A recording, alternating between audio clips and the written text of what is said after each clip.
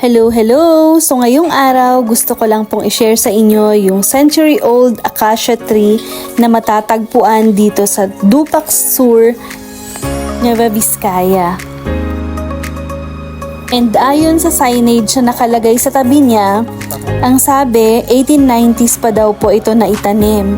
Tapos nasa 127 years old na siya.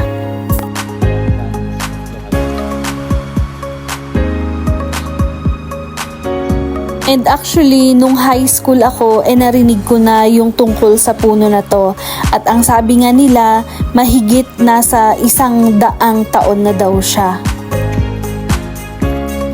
At ito na nga, sinubukan pa naming sukatin pero hindi pala talaga kaya yung 3 tao.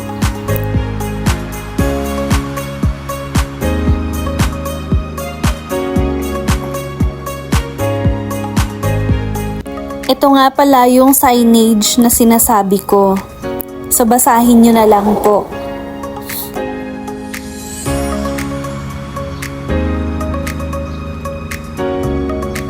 At sana ma-preserve pa tong puno na to para maabutan siya ng ilang pang henerasyon.